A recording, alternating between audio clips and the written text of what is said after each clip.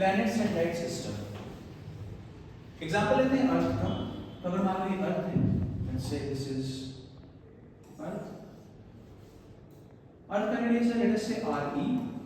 कोई भी प्लैनेट हो सकता है, मैं चाहूं तो इसको अर्थ ले लूं, मार्स ले लूं, मैं फिलहाल इसको अर्थ ले जाऊं।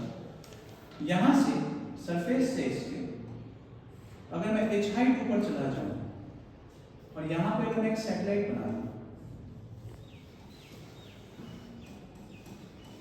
मान लेते हैं mass of satellite small m है और मास ऑफ अर्थ me है। मुझे पता है आउटसाइड पॉइंट के लिए पहले से पढ़ चुके हैं कि पूरे मास को कहां मान सकते हैं, आउटसाइड पॉइंट के कहां मान सकते हैं, सेंटर फैक्टर। तो आउटसाइड पॉइंट के पूरा मास माना जा सकता है सेंटर पे, that is me mass of earth. ये मान लो मूव कर रहा है किसी सर्कुलर ऑर्बिट में, ऑर्बिट मान लो ऐसा है किसी रफ्तार v से। तो मैं जानता हूं कि गोल सर्कुलर पाथ में घुमाने के लिए किसी भी चीज को कौन सा फोर्स रिक्वायर्ड है, सेंट्रीपिटल फोर्स। बिना सेंट्रीपिटल फोर्स के सर्कुलर पाथ होना पॉसिबल नहीं है। और मैं ये भी जानता हूं कि सेंट्रीपिटल फोर्स कोई नया फोर्स नहीं होता, अलग-अलग सिचुएशंस में अलग-अलग फोर्सेस बिहेव करती हैं किसकी तरह, सेंट्रीपिटल फोर्स की तरह। इस वाले केस में कौन सा फोर्स बिहेव कर रहा है सेंट्रीपिटल फोर्स की तरह, क्या ग्रेविटेशनल फोर्स ऑफ अट्रैक्शन, जो कि लगेगा towards centre of the earth, right.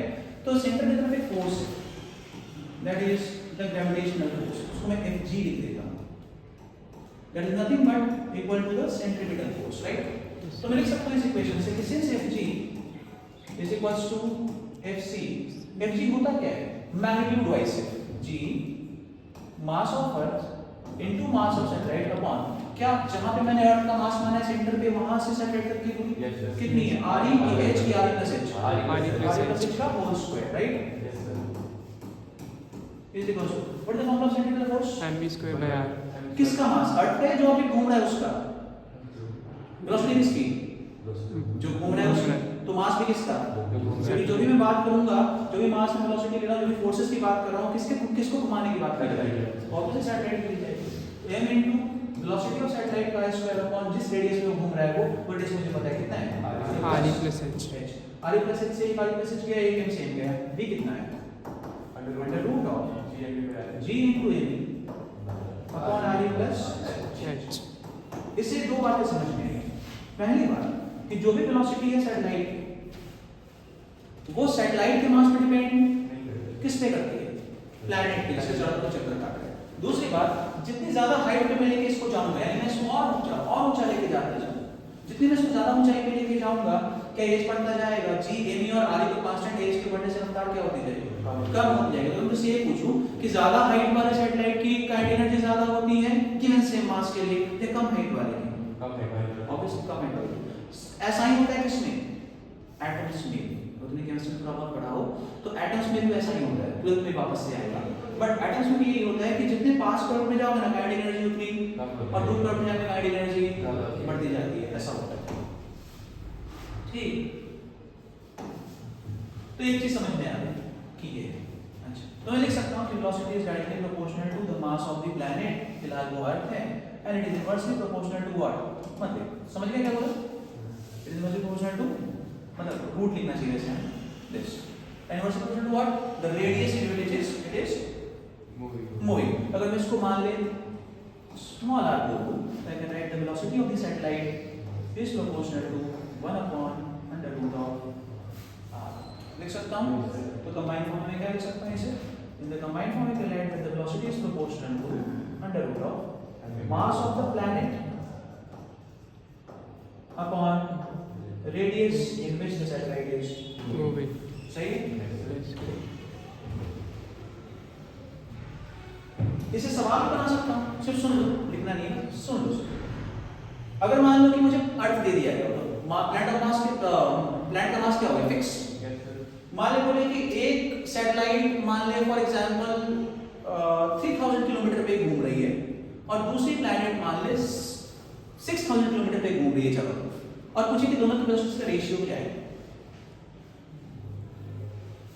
क्या यहां से निकाल सकता हूं, क्योंकि तो फिक्स्ड है।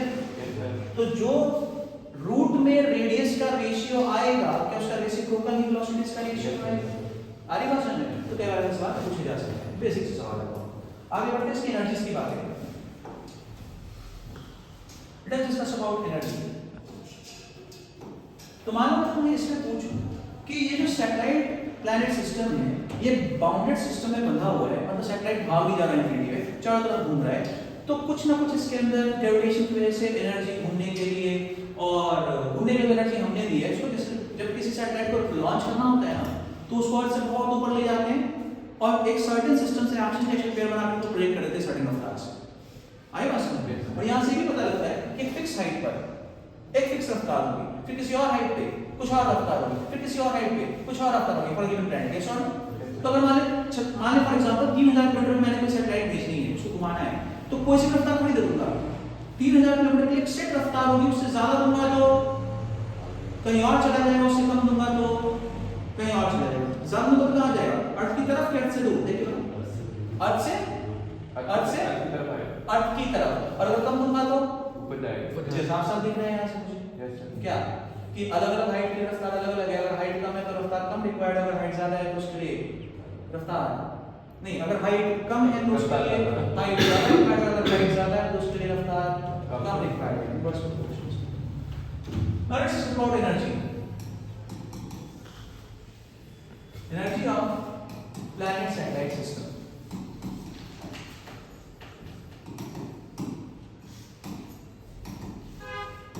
तो हम जानते हैं पूरा मैकेनिकल सिस्टम है, दो तरह की एनर्जी होगी, पोटेंशियल एनर्जी और काइनेटिक एनर्जी। फिर दोनों का सम करके क्या मिल जाएगा? Total mechanical. तो इसकी काइनेटिक एनर्जी तो बहुत सिंपल है। Kinetic energy of satellite is half into जो चीज घूम रही है वो कौन है? सैटेलाइट।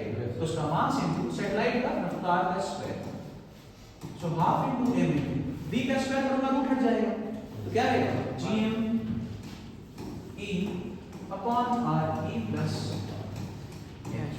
सही? This is kinetic energy. Next comes potential energy. Potential energy क्या होता है? mgh तो तब यूज करते हो ना जब g कांस्टेंट। मैं सैटेलाइट्स की बातें कर रहा हूं, सैटेलाइट 1-2 किलोमीटर पे नहीं लेनी है, हमें जनरल फॉर्मूला लिखना है। हो सकता है ये 36,000 किलोमीटर पे हो सकता है 35,000 पे हो सकता है 10,000 पे हो, उतनी हाइट तक की ग्रेविटी कांस्टेंट रहेगी, तो वहां में mgh यूज mgh सिर्फ तभी यूज किया जाता है जब क्या हो? g क्या हो? कांस्टेंट। कितने किलोमीटर तक लगभग कांस्टेंट मान लेते हैं? 10 किलोमीटर तक। उसके बाद अच्छा खासा वेरिएशन, ठीक ठाक वेरिएशन दिखाई देना चालू हो जाता है, राइट?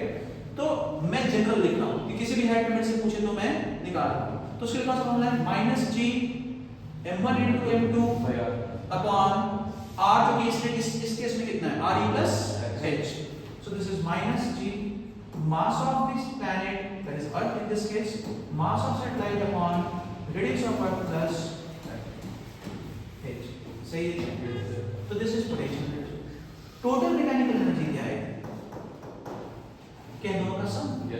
तो जब मैं इन दोनों को जोड़ूंगा, kinetic energy plus potential energy, तो टोटल वैल्यू कितनी है? यहाँ पे this will become -g me upon r e plus h minus g me upon r e plus h into m into m common आ जाएगा, तो निकालो g me upon r e plus h into m common आ गया, बचा क्या?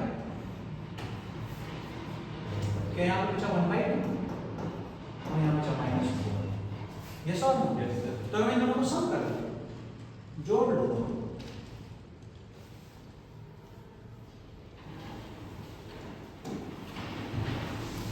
अगर हम इन दोनों का सम कर लेते हैं तो क्या मिलने वाला है? Total mechanical energy is equals to gm upon r e plus h। Half में से एक जाएगा माइनस हाफ हो जाएगा, तो माइनस हाफ मतलब माइनस है ना, और 2 so this is what the total mechanical energy. क्या मैं चाहूं कि इन तीनों को रिलेट कर सकता हूं? ध्यान से, काइनेटिक एनर्जी और टोटल मैकेनिकल एनर्जी में सिर्फ एक माइनस साइन का फर्क है, बाकी सारी चीजें g यहां भी g वहां भी, m यहां स्मॉल m यहां भी स्मॉल m वहां भी, m यहां भी m वहां भी, r e प्लस h यहां भी r e प्लस h वहां भी। फर्क किस कैसे? 2 यहां भी 2 वहां भी, सिर्फ क्या फर्क है? माइनस का। तो क्या मैं लिख सकता हूं कि काइनेटिक एनर्जी और टोटल मैकेनिकल एनर्जी का फर्क सिर्फ माइनस का है? यस, माइनस का दोनों सेम हो जाएंगे। अच्छा, इसी तरीके से मैं चाहूं तो क्या इसको पोटेंशियल को और टोटल को रिलेट कर सकता हूं? ध्यान से देखिए, सब कुछ सेम है, 2 का फर्क है नीचे, राइट? तो मैं लिख सकता हूं अगर मैं इसको 2 से मल्टीप्लाई कर लूं, किसे? e को, किसे? अगर मैं e को 2 से मल्टीप्लाई कर लूं तो क्या इसके बराबर हो जाएगा कि जो ऊपर का 2 और नीचे का 2 क्या हो जाएगा? कैंसिल आउट, ये हो जाएगा, क्या हो जाने वाला है? बराबर। तो लिख सकता हूं मैं कि भाई e का डबल इज व्हाट? सही?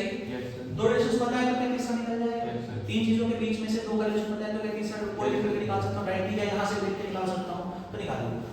मुझे दिख गया कि k और e का रिलेशन है और u का ये e का ये रिलेशन है। तो k और e का क्या रिलेशन है? बोलो। या तो यहां से देख लो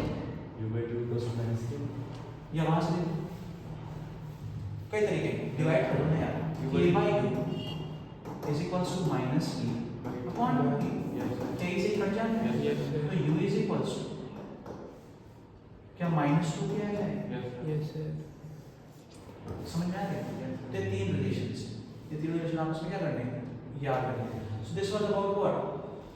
simple planet centroid system. Simple, इसमें बहुत सारी बातें हैं हम आगे कर सकते हैं। इसको नोट कर लीजिए।